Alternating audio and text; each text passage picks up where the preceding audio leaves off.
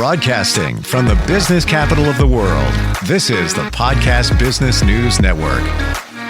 And welcome back, everybody. So, holidays are just about upon us. We know what's going to be happening. Lots of socializing, changes in our eating. And if we've got goals to be healthier, it's going to be a challenge. Let's be honest. How do we navigate through holiday eating? We're going to talk about that and maybe even get to New Year's resolutions, how to set those goals for 2025. She works with people on that capacity all the time with, I'm not going to say diets, but nutrition awareness and plans. And that's just a part of what she does. Nutrition coaching is her forte. Megan Spencer is back with us. How are you doing today? Really good.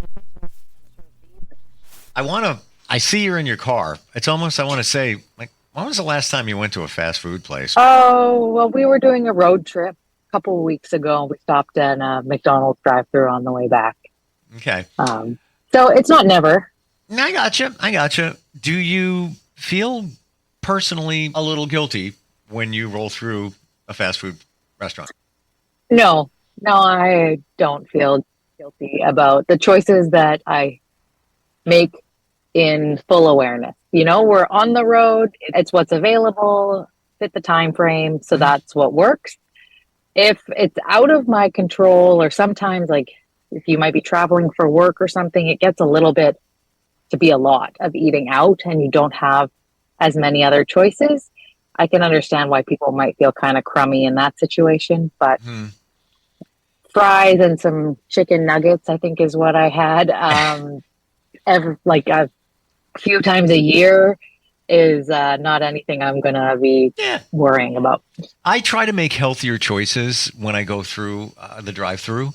One restaurant has a chicken wrap, and I get it without ranch, and I feel it's a healthier alternative. And instead of the fries, I sub out chili. I've been told that chili's actually pretty good for you. One of the better things you could order. But I'm just aware, and I have to say this, in terms of awareness, as I get older, I feel different. Like, I used to be able to slam a few beers, with a couple of friends, whatever. I'm talking like 2, maybe 2.5. I don't feel anything. But when I wake up the next day, I feel like CRAP. I don't know what's going on there, but I feel like my body is shifting a little bit. Maybe it's a little cleaner, not a lot.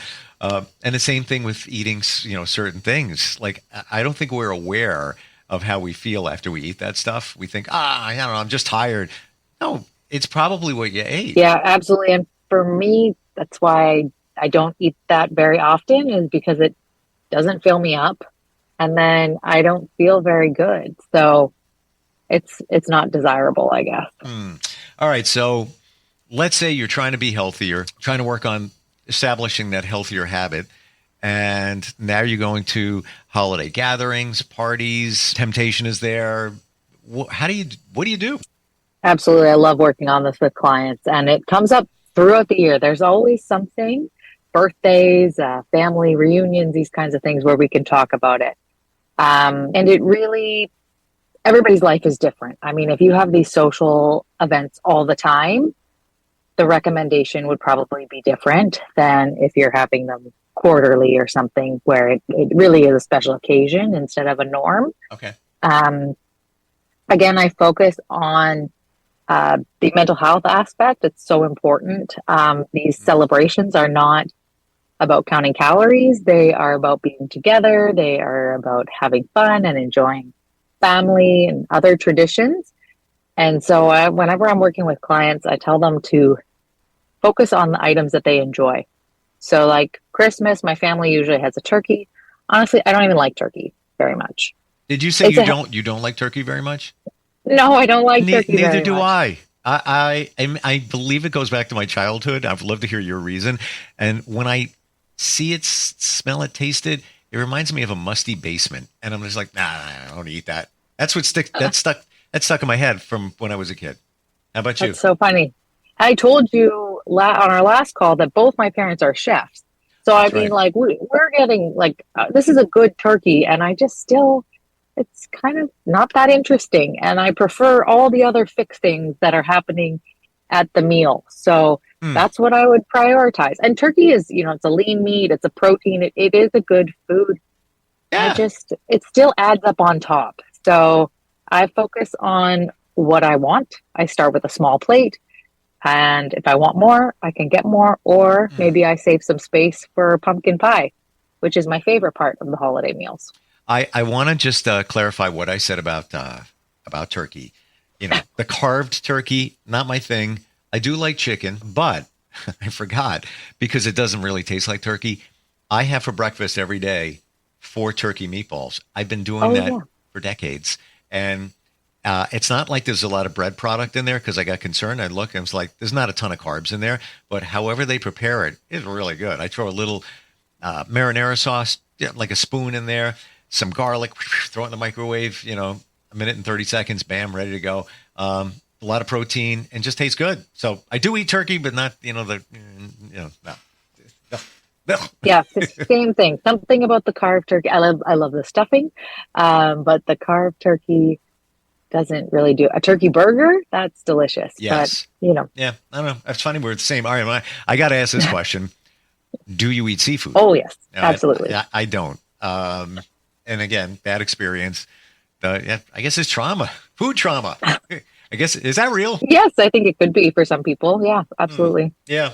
Yeah. I know it's good for you, seafood, but, and I only in the last 2 years started eating fried calamari, but that's not good for you because it's fried. But it is seafood. So yes, we want to indulge. Yes, we want to have fun at a gathering, but are there better choices that we can make if there's a spread in front of us? I think, at least from the holiday meals I'm familiar with, your best bet here is going to be controlling your portion and making sure that you're not overfull. It is so common to be overfull at holiday meals. You got to undo your pants. You can barely walk out of there. Everyone's falling asleep right after the meal. So because of the way the foods are prepared, we have yams and it's full of butter and sugar. And then we have Brussels sprouts, but they're coated in bacon. Everything is made very decadently at these meals, which is why it's so delicious. So I would prioritize eating slowly, eating smaller portions, and then really trying to listen from there to yourself, ignoring the external cues of mom or grandma telling you to finish your plate or come back and get more. And just, when you're full, you're full. Yeah. It's funny, bring back a memory with the yams.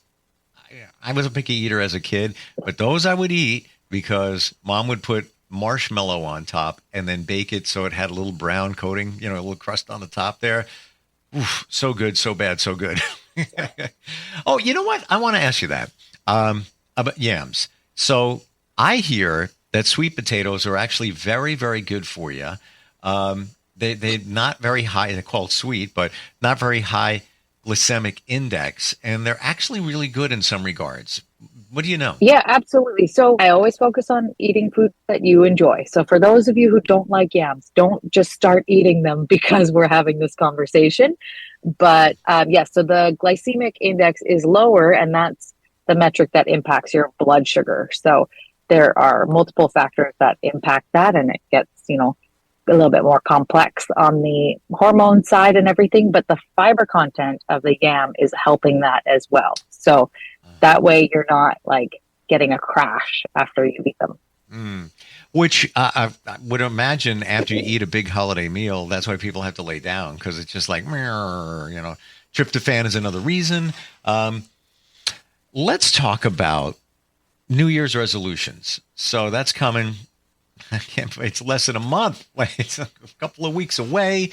How do you set those realistic goals? Because a lot of times I think that the number is, less than 14 days. People just, I give up on this whole thing. But it's a habit, right? It is. And there is a statistic out there that says the biggest predictor for whether or not you will lose weight or improve your health, the one that doesn't help is getting on a diet.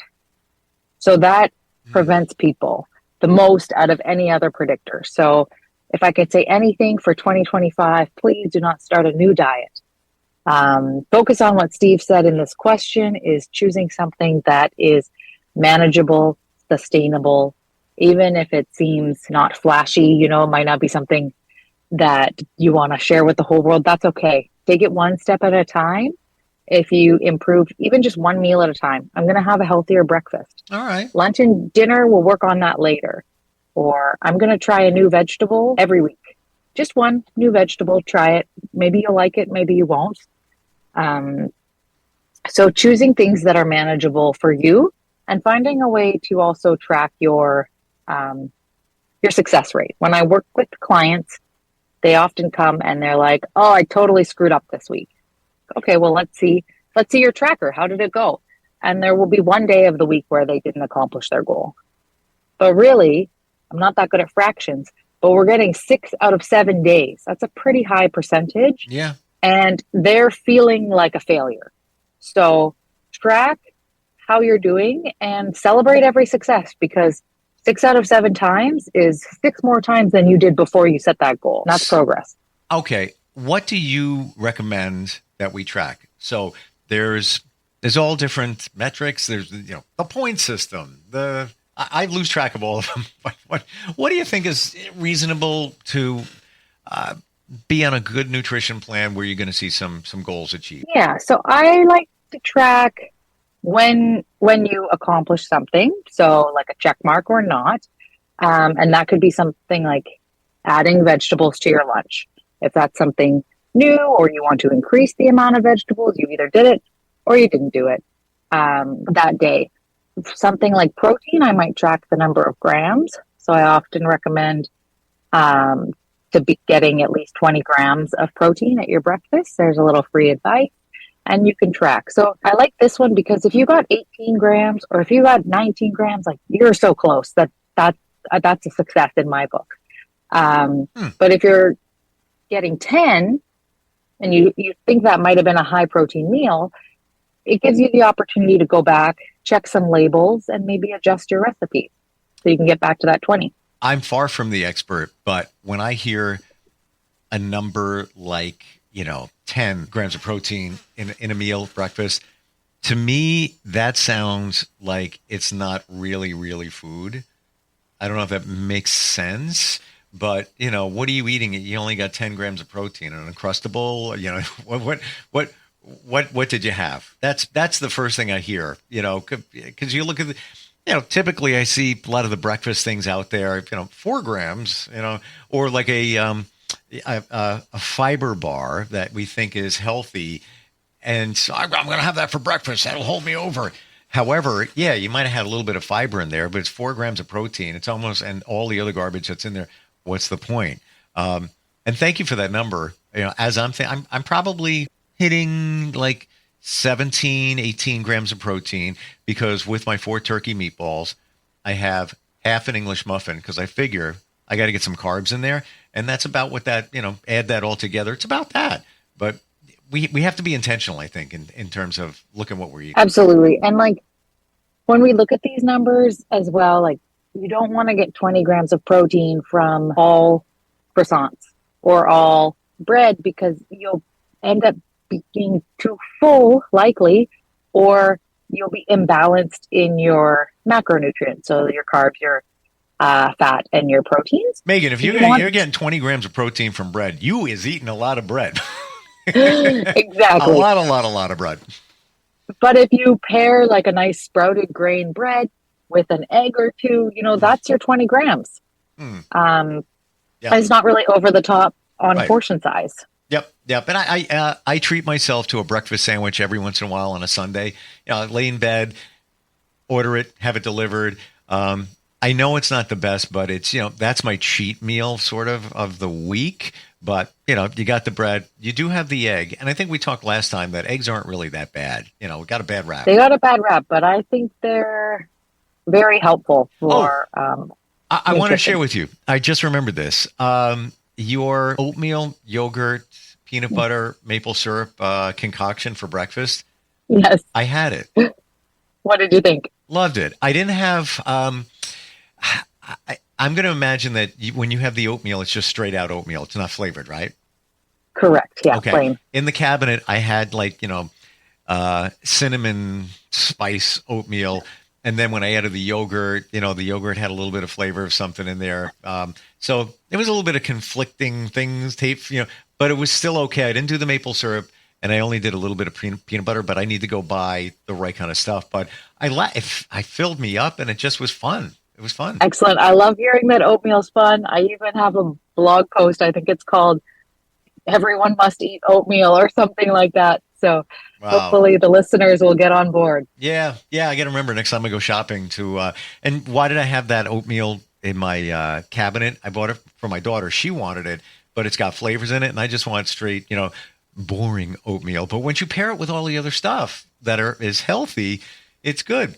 What's another quickie, unconventional meal idea that you have? What can you throw us real quick? I talked before about sandwiches. I think they get a bad because of the bread. Because of the bread, but bread doesn't have to be bad. I mean, if you want, you can have half a sandwich if that's a better portion for you and your goals. One of the things that's in one of my recipes is instead of using mayonnaise as a spread, we use hummus. So you get a teeny bit of protein, some fiber, some flavor, and definitely not the caloric impact that mayonnaise has. I am on your page. I am not. If I get a sandwich and it's got mayo, I'll eat it, but I will never put it on. I wouldn't no.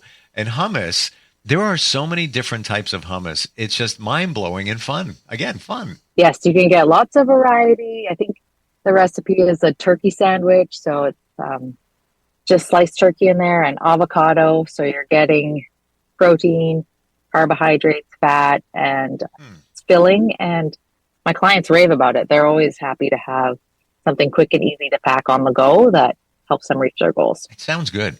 You said avocado. Let's talk about that for a sec. Avocados are good. Fill in the blank. Avocados are good for you because blank. They are filling, they have fat, and they have fiber. I think one of the interesting things about avocado is the fiber content because they're so creamy and rich. It feels like butter or a cheese or one of those types of food, but those foods are not high in fiber. So I think that's one of the things that's a little bit special about avocados. I find it's kind of a bummer sometimes. I don't know what the avocados are like in New York, but it's like gambling. This is my type of gambling, is buying an avocado. You never know what you're going to get. Yeah, and they're so nondescript from the outside that you don't know what you got until you take the time to cut it open, which isn't easy either. Yeah, I'm right there on your page, but I hear the fat that's in them is a type of fat that's good. Yes. So there's fats that we have more commonly in our diet, and then there's fats that we have less commonly. So the avocado falls on the less commonly side. You can see that with your seafood that you don't want to eat, as well as nuts. So usually those are not as common in our diet as things like butters or some vegetable oils, which have the more common fats. Avocado, guacamole. Does that get a Megan check mark? Yeah. Okay. Yeah. I'm a big fan of guacamole. I have it in my refrigerator. I put a spoon in and I'll have like 3 or 4 spoons. I don't even have to put it on anything. It's just like dreamy and creamy. It's really good.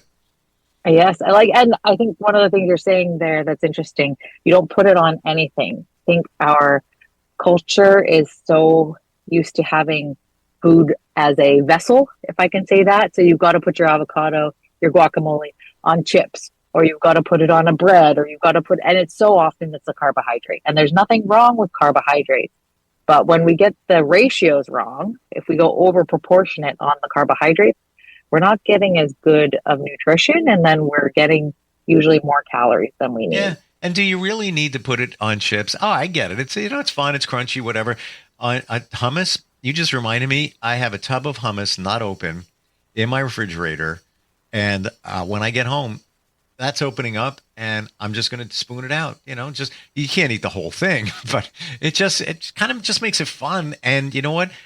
It's like a treat and it's filling, and then you move on, and you're full for the moment. Yep, absolutely. And that's the thing is foods like those is you want to be mindful of the portions on them because they're a little bit more dense.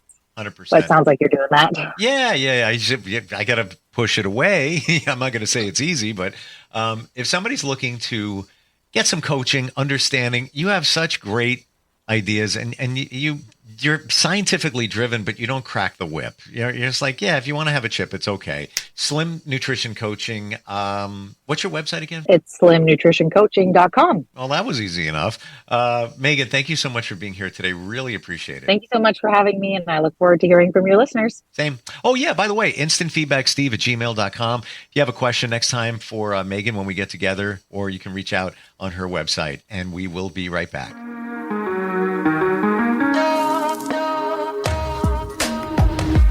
Broadcasting from the business capital of the world, this is the Podcast Business News Network. Adopt US Kids presents Multiple Choice Parenting. Your daughter just had her first breakup. Do you A, put yourself in her shoes? How could he do this to you? And for Sheila, she has split ends.